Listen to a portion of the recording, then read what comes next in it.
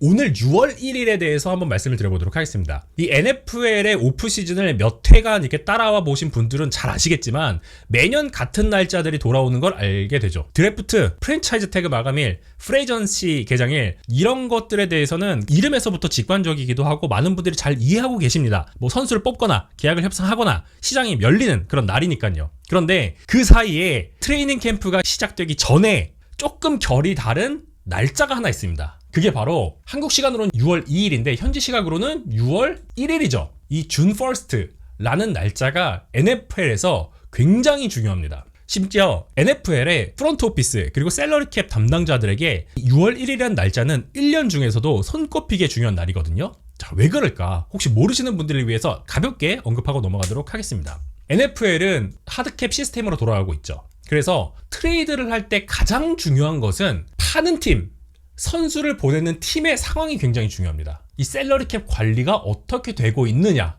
이거에 따라서 FA 시장에서 어떤 선수를 데려오거나 보낼 때, 특히 보내는 입장에서는 향후 이 선수가 계약을 했을 때 남아있는 잔존 금액을 어떻게 처리할지가 이 6월 1일을 기준으로 계속 결정이 된다고 할 수가 있거든요. 그래서 매우 중요합니다.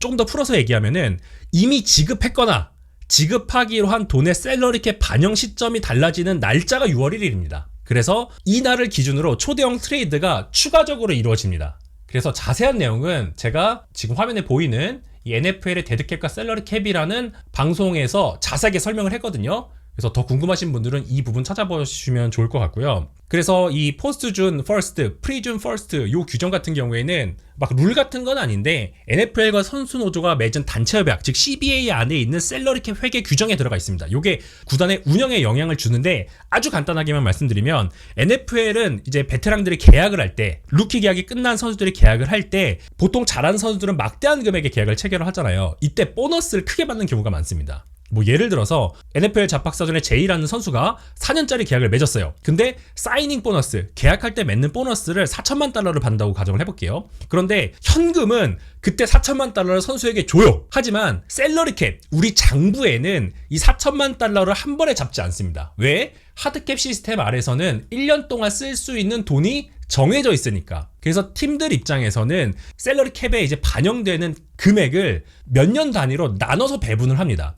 요거를 프롤레이션, 안분이라고 하거든요. 그런데 문제는 만약에 NFL 잡박사전의 제이라는 선수가 4년을 계약을 했는데 이 선수가 1년차, 2년차 때는 잘했는데 막 3년차 때 팀과 갈등이 생겼어요. 또는 이 선수의 폼이 너무 떨어졌어요. 그러면은 이 선수를 보내고 싶어하는 팀의 입장이 생기죠. 하지만 장부상에는 나머지 3, 4년치 계약 금액이 남아있는 상태가 됩니다. 다시 말씀드리지만 실제로 주는 현금은 이미 줬어요. 하지만 장부상 남아있는 금액이 할당이 돼 있을 수 있다는 뜻입니다. 그래서 이제 여기에서 6월 1일이라는 날짜가 등장하는데, 만약에 선수를 6월 1일 전에 보내면 3, 4년 차에 해당하는 금액을 지금 당장 땡겨와서 데드캡에 반영이 되는 형태가 됩니다. 하지만 6월 1일 이후에 이 선수를 뭐 트레이드를 하거나 방출을 하게 되면 2년 동안 나눠서 이 금액을 장부에 배분을 할 수가 있습니다. 자, 요런 규칙 때문에 6월 1일이 매우 중요한 거고, 우리가 AJ 브라운이 트레이드 될 것이다 말을 굉장히 많이 하긴 했지만 실제로는 6월 1일이 되어서 선수가 트레이드가 된 것이죠. 그래서 마일즈 게럿도 그렇고 AJ 브라운도 그렇고 6월 1일 전에 트레이드 했으면 미리 지급한 보너스의 잔액이 한 번에 앞당겨지기 때문에 브라운스라거나, 즉 파는 팀, 필라델피아 이글스 같은 입장에서는 데드머니가 매우 크게 할당이 됩니다. 그래서 이 총액을 나눠서 한 해에 맞을 충격을 둘로 쪼개기 위해서 6월 1일이 되어서야 트레이드를 했다라고 보시면 되겠습니다. 그래서 이 날짜에 대한 개념 기억해 주시면 좋을 것 같고요. 이런 것들은 사실 팀들이 어떤 식으로 운영을 하는가, 팀들이 갖고 있는 어떤 기조라거나 철학에 따라서 많이 바뀌거든요. 클리브랜드 브라운스나 필라델피아 이글스 같은 경우에는 조금 더 안정적으로 데드캡을 관리하고 싶기 때문에 6월 1일이 지나서 이 과정을 진행을 했다라고 보시면 될 것 같고요. 이 내용을 기반으로 해서 제러드 벌스 그리고 마일즈 게럿 트레이드 이야기 할 거고, 그 다음에 AJ 브라운과 패트리어츠 트레이드, 그 다음에 지금 말씀드린 6월 1일 요것과는 크게 상관은 없긴 한데 뉴욕 자이언츠의 오델 베컴 주니어, 주주 스미스 슈터의 계약 소식 요것 이야기 해드리도록 하겠습니다. 마일즈 게럿 트레이드. LLMs와 마일즈 게럿이 트레이드를 했습니다. 클리브랜드 브라운스는 올해의 수비수 마일스 게럿을 LA 램스로 보내고 LA 램스는 엣지 러셔인 제러드 벌스와 2027년도 1라운드 지명권, 2028년도 2라운드 지명권, 그리고 2029년도 3라운드 지명권을 보내는 합의를 했습니다. 대가가 가벼운 수준이 아닙니다. 램스는 2024년도 루키 수비수상을 받은 제러드 벌스, 그리고 1라운드 지명권, 2라운드 지명권, 3라운드 지명권을 보내고 현역 최고의 패스 러셔인 마일스 게럿을 받았죠. 그래서 보통 이런 거래가 일어났을 때는 언제나 이 얘기가 나오죠. 그래서 누가 이겼냐, 누가 졌냐 라는 이야기를 나누게 되는데, 이 트레이드는 좀 각자 다른 주체가 있어요. 제러드 벌스 개인, 마일스 게럿 개인, LA 램스라는 팀, 그리고 클리블랜드 브라운스라는 팀, 이렇게 4개의 주체가 있어서 요 부분에 대해서 각각 해석을 한번 해보도록 하겠습니다. 마일스 게럿, 어떻게 보면 한국과도 인연이 없지 않아 있는 선수죠. 바로 이 스노우보드 슈퍼스타 클로이 킴과 마일스 게럿이 연인이죠.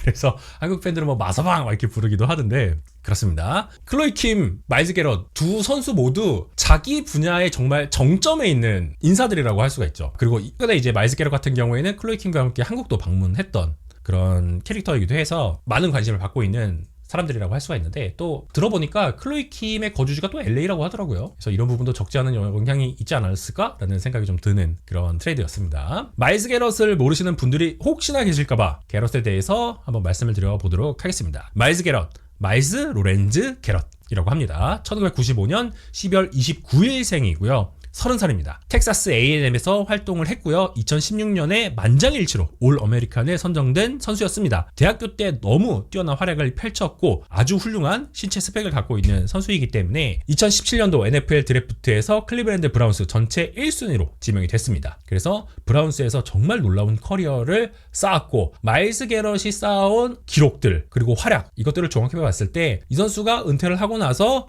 첫 번째 트라이에 바로 명예 전당에 커넥될 수 있을 것이다 라는 평가가 굉장히 지배적이죠. 그 정도로 클리블랜드 브라운스라고 하는 굉장히 힘든 프랜차이즈 속에서도 좋은 활약을 계속 이어왔던 선수다 라고 할 수가 있겠습니다. 그래서 2023년도와 2025년도 NFL 올해의 수비수에 선정이 됐었고요. 프로볼 7회, 올프로 퍼스트 팀의 5회 이름을 올린 선수라고 할 수가 있겠습니다.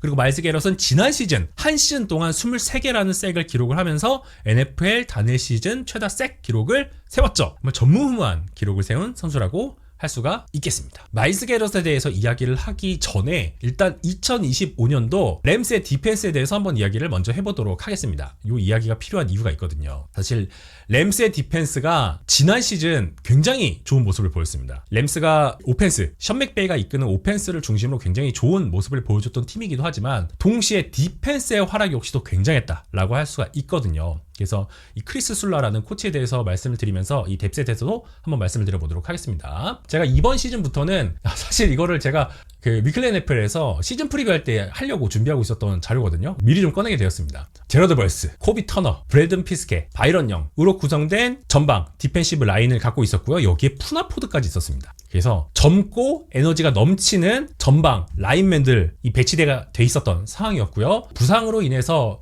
이 선수의 공백이 굉장히 크게 느껴졌지만 어쨌든 있을 때는 니켈백과 세이프티로서 좋은 활약을 펼쳤던 퀸틴 레이크 있었고, 캠 런킨진슨, 캠컬 팀의 핵심 선수로서 자리를 잘 잡고 있었습니다. 이 팀의 약점이라고 한다면 사실 외곽 코너백들이었거든요. 코너백들이 좀 많이 공략을 당했죠. 특히 엠마뉴엘 포브스. 제가 이번 시즌에 좀 이 선수들을 설명을 할 때 이렇게 기준을 좀 제가 잡았거든요. 제 판단에는 굉장히 뚜렷한 약점이 엠마뉴엘 포브스였습니다. 이 외곽 코너백들을 제외하고 나머지 선수들은 굉장히 안정감 있는 플레이를 펼쳤었죠. 이 선수들을 이끌고 리그 최고의 디펜스 중 하나를 이끌었던 인물이 바로 디펜시브 코디네이터인 크리스 술라입니다. 크리스 술라 같은 경우에는 리그 역사상 가장 많은 승리를 거둔 전설 돈 술라의 손자죠. 특히 크리스 술라는 팀에 합류한 이후에 과거 2021년 시즌, 즉 2022년도 슈퍼볼을 들러 올렸던 슈퍼볼 56에서 챔피언이 되었던 당시 램스의 디펜스 주축들이 빠져나간 이후에 침체되었었던 램스의 디펜스를 다시 정상으로 끌어올린 인물이라고 할 수가 있거든요. 2021 시즌, 즉 램스의 전설 에런 도널드 그리고 제일런 램지, 본 밀러가 있었던 디펜스가 좀 내려왔었죠. 하지만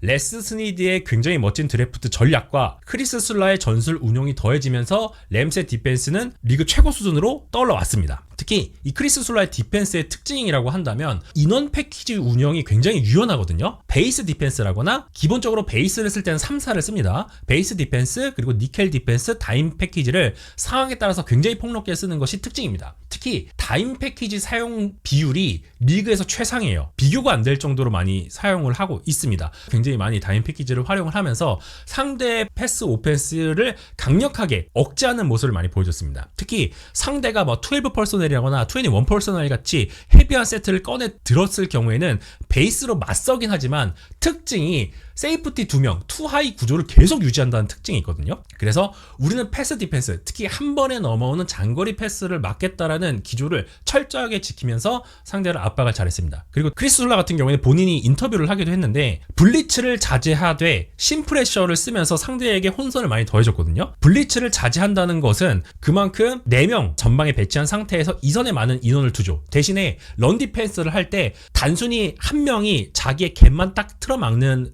방식이 아니라 갭 애너 하프라 그래서 이 철학에 대해서 굉장히 철저하게 지켰던 인물입니다. 즉 한 개의 기본 갭을 책임지되 상황에 따라서 옆에 갭까지 영향을 미치는 플레이를 선수들에게 굉장히 많이 요구를 하고 이것을 필드에서 구현할 수 있도록 훈련 프로그램을 굉장히 잘 짰습니다. 그래서 프론트 세븐 이 전방에 있는 인원들 여기에 더해서 이선에 있는 인원들까지 막 무작정 앞으로 막 들이대지 않습니다. 업필드로 무조건 치고 올라가는 것이 아니라 스크리미지 라인을 일단 세팅을 하고 침투를 하되 디펜스 내부에 어떤 버티컬한 틈을 주지 않는 것이 램스가 갖고 왔던 어떤 특징이라고 할 수가 있겠습니다. 특히 갭을 막 무조건 지켜야 돼. 내가 맡기로 한 갭 여기 무조건 서 있을 거야. 이거라기보다는 레버리지, 블로킹에 대한 대응, 그리고 볼 캐리어에 대한 앵글을 유지하는 것을 굉장히 최우선시하면서 좋은 모습을 보여줬습니다. 그리고 말씀드린 것처럼 다임 패키지를 굉장히 많이 썼다라는 거 특징이라고 할 수가 있는데 이게 램스가 거의 3할 33%가 조금 안 되는 수치로 다임 패키지를 활용을 했습니다. 이게 2023년도에 댈러스 카우보이스가 썼던 것 이래로 가장 많은 수치로 썼거든요. 그래서 굉장히 멋진 모습을 보여주면서 세이프티 활용이 돋보였던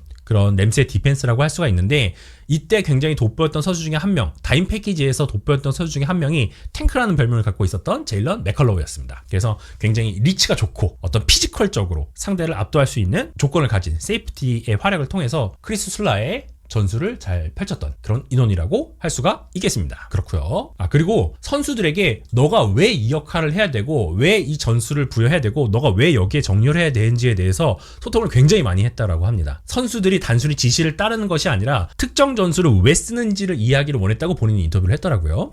그 부분 굉장히 흥미롭고요. 자, 이런 전술을 운영하는 코치 아래에서 지금 2026년 예상되는 LA 램스의 디펜스 뎁스 차트는 다음과 같습니다. 야, 이건 진짜 너무한 거 아니냐라는 생각이 드는 그런 조합이 만들어져 버렸습니다. 자, 마일스 게럿이 제로드 벌스 자리 합류를 했고요. 사실 위치는 중요하지 않습니다. 그리고 코너백 자리, 제가 앞에서 말씀드렸던 좀 약간 단점으로 지목을 했었던 이 코너백 자리에 검증된 2명의 선수가 합류를 했습니다. 제일런 왓슨과 트렌트 맥터피가 같이 합류를 해서 로스터를 채우게 될 예정이고요. 라인베커진 그대로고 1인분 이상 했었던 팀의 핵심 전력이었던 캠 컬, 캐런 킴친스, 쿠엔틴 레이크 그대로 팀에 잔류를 하게 되었습니다. 푸나포드 그대로 있고요. 좀 로테이션 자원으로서 코비 터너보다는 조금 덜 스텝을 부여받는 선수이고 푸나포드 같은 경우에는 조금 더 시츄에이셔널하게 움직이는 경향이 있기 때문에 일단 코비 터너를 선발 자리에 배치를 시켜봤습니다. 사실 지난 시즌에 브랜드 피스케가 부상과 부진으로 인해서 조금 아쉬운 모습을 보이긴 했지만 루키 시즌 피스케가 보여줬던 어떤 퍼포먼스 아직 더 기대해 볼 수 있는 상황이라고 생각을 하기 때문에 팀의 핵심 전력으로 저는 일단 평가를 한 상황이라고 보시면 좋을 것 같습니다. 특히 코비 터너가 있을 때 패스러시 효율이 굉장히 올라가거든요. 그리고 코비 터너가 출전을 했을 때 램스가 프레셔 레이시오가 43%가 넘었습니다. 이게 NFL에서 1위에 해당하는 수치였거든요. 지난 시즌에. 그래서 코비 터너가 정말 좀 약간 저평가되고 있는 리그 상위권 디펜시브 태클이다 라고 저는 평가를 하고 있습니다. 그래서 이런 내용들을 고려해 봤을 때 마일스 게럿이 더해졌다는 것은 정말 이건 슈퍼팀이 만들어졌다 라고 말해도 과언이 아니거든요. 제가 지난주 라이브 위클리 NFL 라이브를 보신 분들은 기억을 하시겠지만 방송 다 끝나고 수다 떠는 시간에 지난주를 기준으로 오프시즌 코칭 티어 리스트를 한번 만들어 봤습니다. 이거는 뎁스가 기준이 아니에요. 코칭을 기준으로 만들었을 때 제 딴에는 마일스 게럿 트레이드가 있기 전부터 이미 저는 램스의 코칭 스태프, 오펜시브 코디네이터와 디펜시브 코디네이터와 헤드 코치가 리그 최고라고 생각을 하고 있었거든요. 근데 여기에 마일스 게럿이라고 하는 진짜 활용 정점이 찍힌 겁니다. 굉장하다라고 할 수가 있고요. 마일스 게럿 개인을 기준으로 만 봐도 분명히 이건 이득이라고 할 수가 있죠. 마일스 게럿은 클리브랜드에서 쌓을 수 있는 개인 기록을 거의 다 쌓았습니다. 통산 125개가 넘는 색을 기록을 했고 이건 현역 최다입니다. 6년 연속 2자리 색 기록했고요. 5번의 올프로 퍼스트팀. 근데 문제는 마일스 게럿이 플레이오프에서 성과가 없었다라는 겁니다.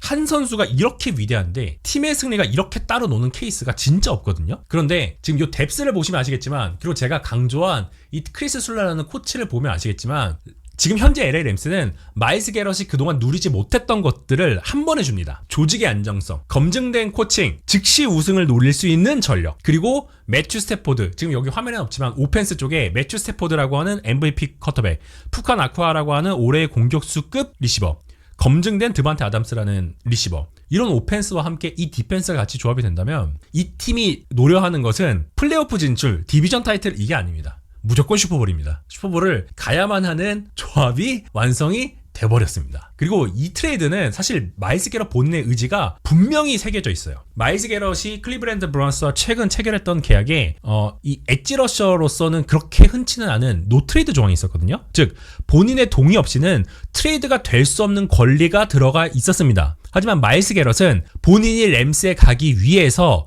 이 조항을 스스로 포기를 했습니다. 그리고 새 계약에도 같은 조항을 유지하기로 했죠. 다시 말해서 마일스 게럿은 갈 곳의 통제권을 쥔 상태에서 브라운스를 떠나게 된 것입니다. 그래서 본인이 그토록 원했던, 갈망했던 플레이오프에서 승리, 그리고 슈퍼볼이라는 것을 노리기 위해서 램스에 오게 되었다라는 거죠.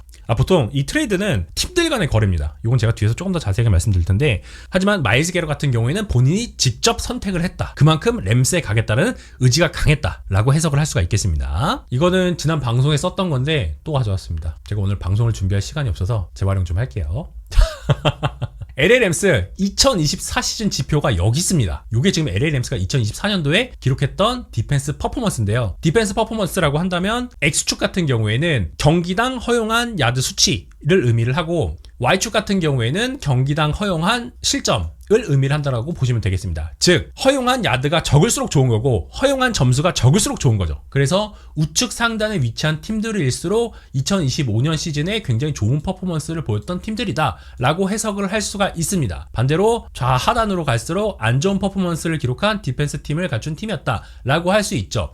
2024 시즌 LA 램스 같은 경우에는 평균에 미치지 못하는 야드 허용을 하고 있었던 팀입니다. 하지만 2024 시즌 평균 이상으로 올라왔고요. 실점적인 측면에서는 리그 정말 최정상급 팀 중에 하나였지만, 야드적인 측면에서는 그렇게 완전히 최정상이라고 분류하기는 좀 어려운, 평균에 조금 근접한 팀이었다라고 할 수 있죠. 하지만 여기에 부족했던 이 코너백 자원들 대체했고 리그 최고의 패스 러셔를 데려왔기 때문에 지금 현재 LA 램스는 정말 2026년 말도 안 되는 전력을 구축하게 되었다라고 정리를 할 수가 있겠죠. 클리브랜드 브라운스의 디펜스가 지난 시즌에 나빴냐? 그렇진 않습니다. 이게 2025년도 스탯을 기준으로 해서 LA 램스와 클리브랜드 브라운스의 어떤 디펜스 퍼포먼스를 좀 비교를 해본 건데, 클리브랜드 브라운스 이 색 레시오라거나 어떤 프레셔라거나 디펜스의 성공률, 그리고 EPA적인 측면으로 봤을 때 좋았습니다. 클리브랜드 브라운스도 어떤 특정 스탯 같은 경우에는 LA 램스보다 좋았습니다. 그리고 이 중심에는 바로 마일스 게럿이 있었죠. 요 회색 점선 같은 경우에는 리그 평균값을 의미를 하거든요. 리그 평균값보다 램스도 월등하게 좋은 모습을 보여주고 있었습니다. 하지만 클리브랜드 브라운스가 진짜 말도 안 되는 스탯을 기록하고 있었는데, 요 기록의 중심에 바로 있는 선수가 마일스 게럿이었다라고 할 수가 있죠. 그래서 어떤 주관적으로 살펴봤을 때도 램스와 클리브랜드 브라운스 모두 리그 평균을 상회하는 모습을 많이 보여줬습니다. 어떤 트렌드적인 측면에서 살펴봤을 때도 말이죠.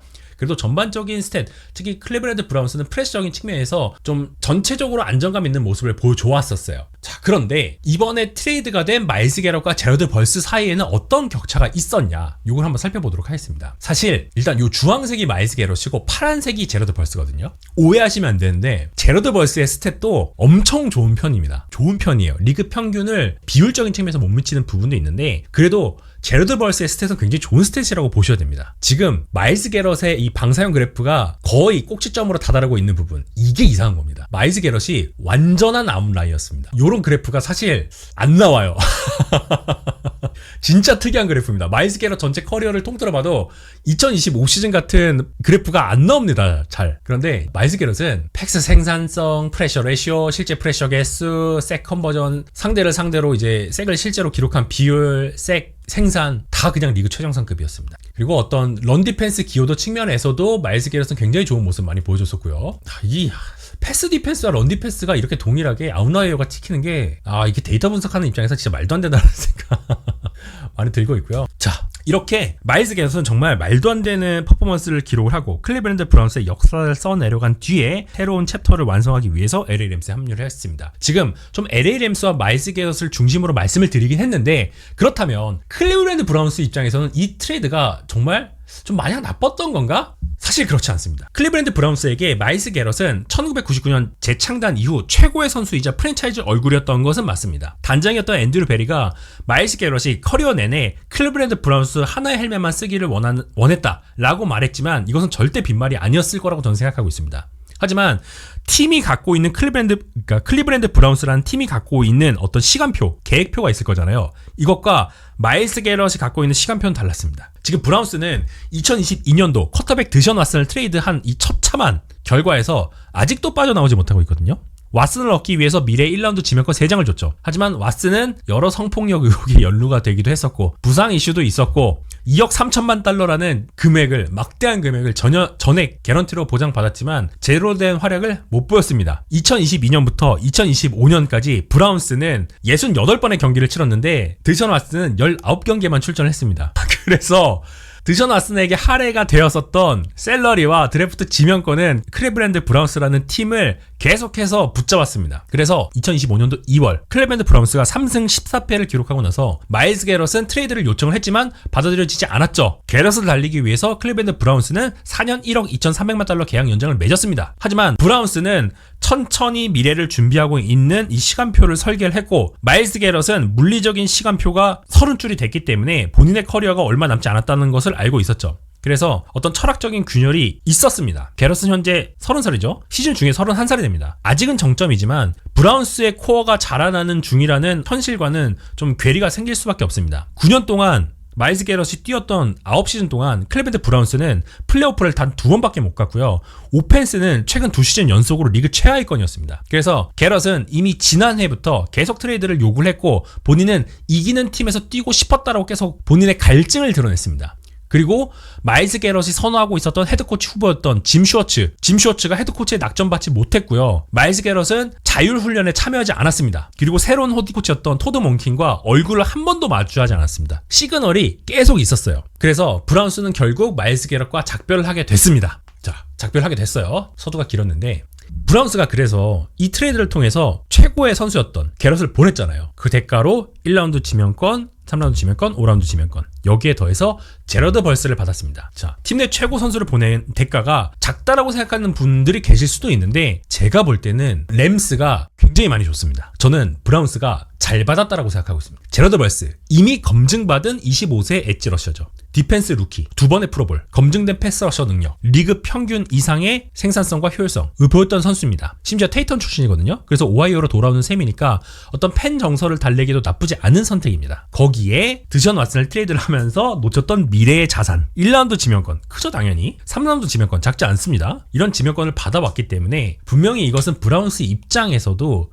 의미가 있는 트레이드를 했다라고 볼 수가 있겠습니다. 이미 브라운스와 게럿은 토드 몬킨을 선임하는 순간 돌아올 수 없는 강을 건넜어요. 이 둘의 관계는 회복이 될 수가 없었습니다. 진짜 브라운스의 오프시즌은 혼란 그 자체였거든요. 진짜 제가 근래에 기억하기에 가장 기이한 채용 과정이 펼쳐졌습니다. 후보 코치들에게 필기시험을 보게 했거든요. 이게 브라운스 입장에서는 좀 창의적인 시도일 수는 있는데 이게 유력 후보들을 여러 명 이탈하게 만드는 요인이 됐습니다. 그리고 이 짐 슈워츠를 잡지 않았다라는 거, 이것만으로도 이미 좀 갈등이 예견이 돼 있었죠. 결국에는 토드 몬킨이 선임이 되었고 슈워츠를 잃게 되었습니다. 그리고 슈워츠는 헤드코치 자리를 얻지 못한 불만이 컸기 때문에 팀을 떠났죠. 뭐 이런 것들이 있었기 때문에 결국 게럿이 떠나게 되었다라고 할 수가 있겠습니다. 그런 상황이고, 앞에서 제가 6월 1일 요거 말씀드렸죠. 클리블랜드 브라운스는 6월 1일을 넘겨서 이 거래를 처리를 했기 때문에 브라운스는 마일스 게럿에게 할당된 잔여 보너스 2026년도 약 1,550만 달러, 2027년도 50만 달러. 요거를 두 시즌으로 쪼개서 떠안게 되었습니다. 한 번에 맞을 충격을 둘로 쪼갰다라는 것이죠.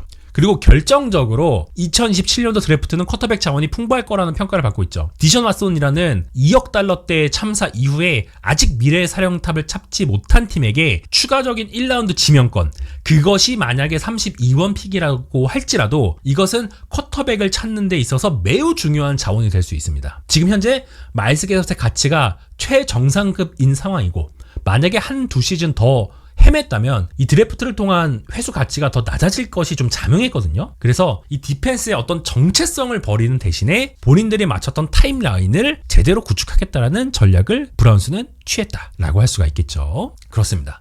반대로 LA 램스 입장에서는 윈나우 2026 시즌 슈퍼볼, 정확한 날짜로는 2027년도에 치러지는 거죠. 2027년도에 치러지는 슈퍼볼은 본인들 홈구장에서 치르는 만큼 2021 시즌, 즉 2022년도 슈퍼볼을 재현을 하겠다라는 의지를 아주 강하게 보여줬습니다. 램스. 자, 그런데 여러분 혹시 그거 기억나시나요? 설마 램스가 큰 그림을 그려오고 있었나? 이번 오프 시즌에 제가 여러분과 함께 진행을 했었던 라이브 방송, 그리고 제가 편집을 통해서 올려드린 방송에서 참고를 해보시면 아시겠지만, 클리브랜드 브라운스가 이 리그 연례 미팅 때 우리 지금 여태까지는 트레이드 시점을 기준으로 이후 3년짜리 지명권만 거래가 가능한데 이거를 5년짜리로 늘리는 게 어때? 라고 얘기를 했었습니다. 그랬는데 이게 안건으로 안 올라왔죠. 제안을 하긴 했었는데 최종으로 투표를 하기 전에 이것을 철회를 했습니다. 자, 당시에 이 클리브랜드 브라운스가 5년이나 이 트레이드 범위 기간을 확대하자고? 라고 얘기를 했을 때 많은 분들이 욕을 했습니다. 왜? 클리브랜드 브라운스가 장기 지명권을 줘서 드션 왓슨을 데려왔을 때 철저하게 실패를 했기 때문에 너네 또 그때 잘못했던 거 더 위험하게 가려고 하는 거 아니냐? 라고 얘기를 하면서 많은 사람들이 비판을 했습니다. 그런데 그때 찬성했던 팀이 하나 있거든요. 공개적으로 램스였습니다. 당시에 클리브랜드 브라운스가 이런 과감한 안건을 제안을 했을 때 유일하게 공개적인 찬성 입장을 표명했던 팀이 램스였습니다. 사실 3월 말에 브라운스와 마일스 게럿은 향후 3년 동안 총 2,900만 달러 보너스 지급을 연기하는 계약 조정에 합의를 했습니다. 이 조정은 클리브랜드 브라운스의 즉각적인 샐러리 캡 여유를 만들어주지 않았고요. 대신에 마일스 게럿의 보장 금액 중에 약 1,000만 달러가 원래 3월에 받기로 했었는데 정규 시즌 개막 직전인 9월로 미뤄졌습니다. 그래서 사실 다른 팀에게 이게 신호가 됐어요. 클리브랜드 브라운스 단장이었던 앤드류 베리가 공개적으로 부임을 했음에도 불구하고 모든 팀들은 야, 이거 게럿 트레이드 될 수 있겠다 라는 생각을 이때부터 했습니다. 사실 저희가 언론에 이게 많이 안 나왔는데 이게 약간 일종의 시그널이었습니다. 그리고 말씀드린 것처럼 램스는 야, 브라운스 굉장히 과감한데 나는 너의 계획에 찬성해 라고 얘기를 하면서 공개적으로 찬성 입장을 표명을 했어요. 물론 이 안건은 투표에도 올라오지 않았습니다. 왜냐하면 브라운스가 처리를 했기 때문에. 어쨌든 마일스 게럿의 계약이 조정이 되자 LA 램스는 바로 그 가능성을 봤습니다. 램스는 이미 적절한 선수라면 미래 지명권을 움직일 수 있다라고 판단을 한 거죠. 그래서 사실 램스는 마일스 게럿만 보고 있었던 건 아니고요. 필라델피아 이글스와 AJ 브라운 트레이드 가능성도 논의를 했었습니다. 뭐 철수하긴 했지만요. 그리고 나서 램스는 AJ 브라운을 선택하는 것보다 더 확실한 자원, 클리브랜드 브라운스의 마일스 게럿에 컨택을 했고 결국 트레이드를 하게 되었습니다. 그리고 사실 이건 정확한 정보는 아닙니다. 3월에 이미 램스가 앤드류 베리랑 한번 이야기를 했다고 해요. 당시 앤드류 베리가 이런 트레이드 문의를 좀 거절하긴 했다라고 하는데 램스가 그때부터 문을 두드리고 있었다라는 썰이 있습니다.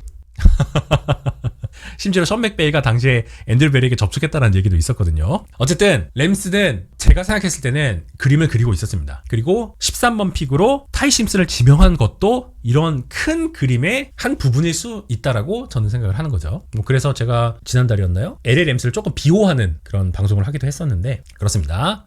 자, 어쨌든 램스와 마일스 게럿의 이해관계는 딱 맞아 떨어졌죠. 플레이오프, 슈퍼볼 반지가 너무 가고 싶은 마일스 게럿, 개인으로서 할 수 있는 모든 기록은 이미 세웠기 때문에 팀적인 성과가 필요했었던 마일스 게럿, 그리고 홈에서 치르는 슈퍼볼 반드시 우승 한 번 더 하고 싶은 LA 램스, 이 입장이 너무 잘 맞아 떨어졌습니다. 자, 여기서 약간 문제가 되는 주체가 하나 있죠. 제가 4개의 주체가 있다고 말씀드렸죠. 2개의 팀, 2명의 선수. 제러드 벌스입니다.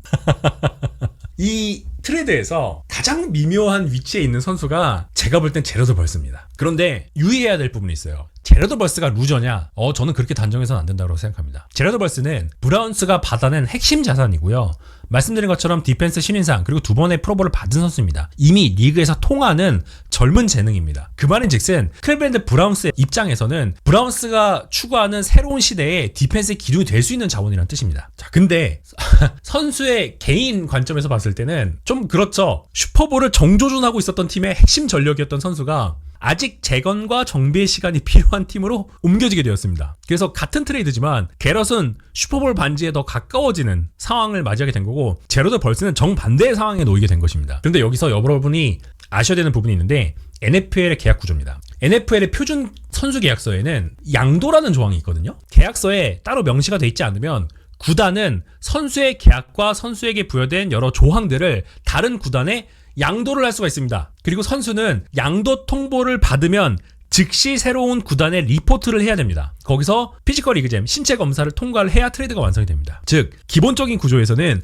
선수가 자신이 어느 팀으로 가는지에 대한 선택을 할 수가 없습니다. 권한 자체가 없습니다. 제러드 벌스는 루키 계약을 한 상태였죠. 그래서 양도를 거절할 수 있는 조항이 없었습니다. 이 권한의 예외를 갖고 있었던 선수가 마일스 게럿이죠. 앞에서 말씀드린 노트레이드 조항이었습니다. 그런데 제러드 벌스는 그게 없어요. 그래서 무조건 가야 됩니다. 이러한 별도의 조항이 있는 선수만 트레이드를 거부하거나 동의를 조건으로 트레이드를 성사할 수 있는데 제러드 벌스는 그게 없죠. 가야만 되는 상황이었습니다. 그래서 벌스는 가야만 했어요. 물론 제러드 벌스 입장에서는 오하이오 테이턴 출신이고 클리블랜드는 고향에서 가까운 팀이라고 할 수 있죠.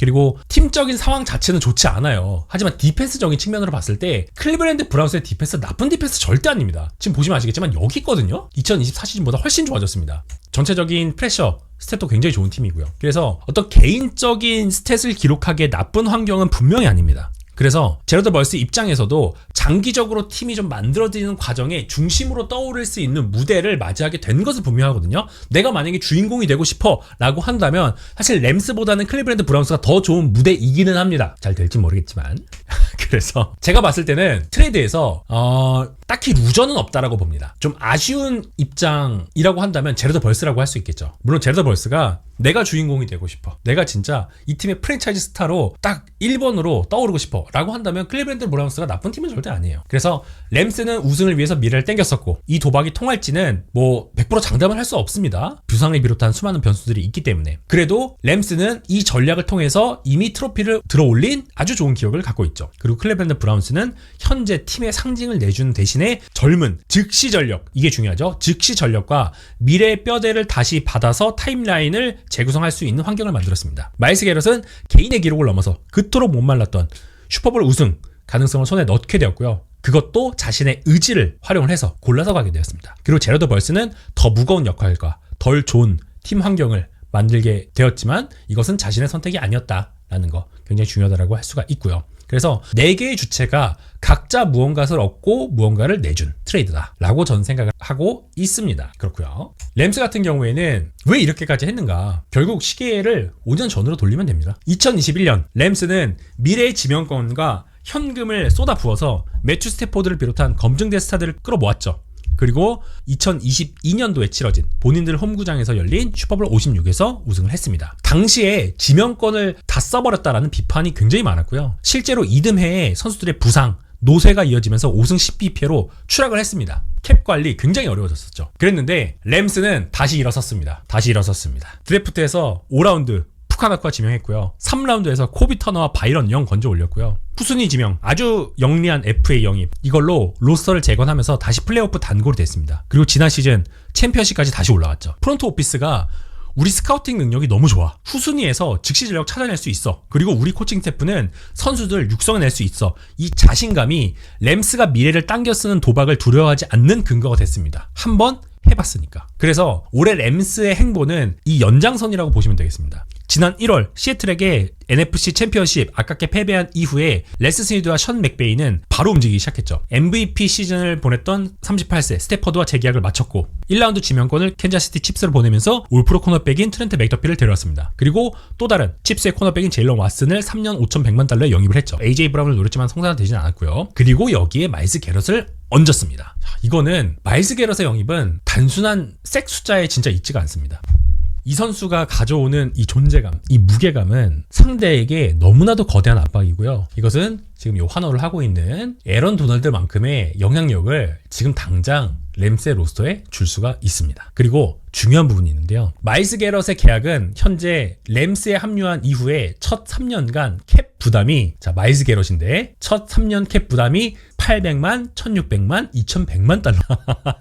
굉장히 가볍습니다. 램스 입장에서는. 이미 클레블랜드 브라운스가 지난 2025년 2월에 계약 조정을 하면서 현금을 이미 많이 줬어요. 그래서 램스가 부담하는 캡 부담이 상당히 적습니다. 물론 마일스 게럿이 조금 더 욕심을 부릴 수 있어요. 여기서 다시 한 번 더 추가적인 계약을 요구할 수는 있는데 그럴 가능성도 꽤 있다라고 봅니다.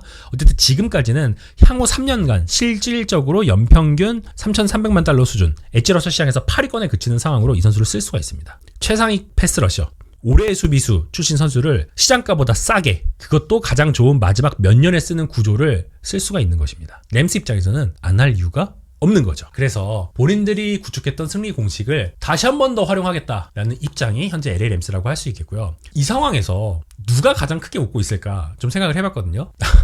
제 생각에는 조 버로우? 지난주에 위클리 NFL에서 그 디펜스 점검하는 이야기 드리면서 신시드 벵갈스 입장에서는 이번 시즌이 너무 중요하다라고 여러 번 말씀드렸잖아요. 근데 조 버로우 입장에서 마일스 게럿을 1년에 2번 안 만난다? 이거만큼 좋은 상황이 있을까? 라는 생각이 들더라고요. 그래서 참 지난 시즌에 이어서 이번 오프 시즌도 고민이 많은 벵갈스 팬들에게 큰 위안이 되지 않을까라는 생각을 저는 해봤습니다. 여러분들은 어떻게 생각하시나요? 그렇습니다. 지금 채팅창에서도 많은 분들이 말씀해 주셨지만 NFC 웨스트 쿼터백들은 죽을 맛이죠 지금 솔직히. 제라드 벌스도 버거 죽겠는데 샘 다널드랑 브룩 퍼디는 이 뉴스가 그렇게 반갑진 않았을 거라고 생각이 되고 있습니다. 자코비 브레셋 화이팅이고요. TJ 왓, 게럿, 핸드릭슨. 심지어 핸드릭스는 벵갈스에 있다가 볼티모어 레이븐스로 넘어갔죠. 그나마 핸드릭슨 2번 만나는 게 마일스 게럿 만나는 것보다는 나을 수도 있겠다라는 생각이 들더라고요. 그렇습니다. 이렇게 마일스 게럿에 대한 소식은 여기까지고요. 자, 여러분들은 또 어떻게 생각하시는지. 너무 좋은 코치고요. 너무 좋은 뎁스입니다. 매든을 해도 이렇게 만들기 어려운데. 뎁스 너무 좋다. 뎁스 좋고 제 생각이지만 코칭 스태프도 너무 좋고 그렇습니다. 지금 후보로 뒤를 바치고 있는 선수들의 퀄리티도 너무 좋거든요. 13번 픽을 더 득점감으로 치워내지 않을까라고 생각을 하는데 저는 미래의 지명권을 이미 활용을 했기 때문에 지금 1라운드 지명권으로 정말 만약의 상황, 지금 LA 램스에게 변수라고 한다면 부상밖에 없거든요. 그 중에서도 쿼터백 부상당하면 이건 정말 치명타입니다. 그렇게 생각을 한다면 지금 램스 입장에서는 조금 더 안정적으로 우리가 육성할 수 있는 우리 팀의 최적화된 쿼터백을 미리미리 확보해주는 게 오히려 더 좋은 선택이 될 수 있죠. 스탠트 베넷 나쁘지 않은 선수이긴 하지만 실링만 놓고 보면 타이 심슨이 조금 더 기대를 많이 할 수 있는 선수라고 생각이 되고 있고요. 저는 그 타이 심슨 지명한 것도 결국에는 이 큰 그림 안에 있는 한 부분이었다라고 생각이 되고 있습니다. 뭔가 있을 줄 알았는데 정말 솔직히 말씀드리면 뭔가 있을 거라고 생각을 했어요. 그래서 제가 타이 심슨의 지명을 좀 비호를 했던 건데 마일스 게럿이 올 줄 몰랐습니다. 진짜 이거는 예상을 못했습니다. 좋은 선수를 한 명 이상 트레이드 할 거라고 당연히 생각을 했어요. 게럿이 올 줄 몰랐습니다. 진짜. 샘 다널드 유령 극복했나 했더니 다시 보게 생겼네. 매든으로 제안해도 안 받아줌 이라는 의견 주셨고, 나이너스 오라인 화이팅이고요. 그쵸. 부상만 없으면 램스는 전 디비전 타이틀도 그냥 먹을 거라고 생각하고 있습니다. 마서방 한인타운 오면 스누브찌개 맛있게 끓여줄게. 그리고 여러분 그거 아시죠? NFL의 각 구단들이 글로벌 마켓 프로그램을 진행을 하고 있고요. 각 구단이 특정 국가마다 권리를 갖고 있습니다. 그래서 LA 램스 입장에서는 이 한국에 유일하게 마케팅 권리를 갖고 있는 팀이거든요. 그렇기 때문에 마일스 게럿이 좀 한국과 연결된 가능성이 조금 더 늘어나지 않았을까라는 생각이 되고 있습니다. 최근에 마일스 게럿 한국 왔다 갔죠. 그리고 혹시 내년 일본 인터내셔널 게임도 LA 램스가 오면 참 좋겠다라는 생각이 들고 있죠. 누가 잘했다기보다 램스 윈나우로 최고의 선택이죠. 그렇습니다. 저는 브라운스도 굳이 윈 로저를 따질 때 저는 램스도 그렇고 브라운스도 다 윈했다고 생각하고 있습니다. 클로이 킨 남친 맞습니다. 마서방. 화이팅. 잘 됐으면 좋겠고요. 그리고 마일스 게럿이 이렇게 사진 찍는 게 취미더라고요. 애니메이션 같은 거 굉장히 좋아하고 그래서 클로이 킴과 잘 통했다라고 하더라고요. 마일스 게럿이 일적으로 한국 와서 이 방송국과 인터뷰하면 제가 카일러 마리 만났던 것처럼 마일스 게럿과 인터뷰하면 참 한번 좋을 것 같은데. 개인적인 야욕이었고요. 한번 만나보고 싶습니다. 자, 게럿 이야기는 여기까지 하겠고요.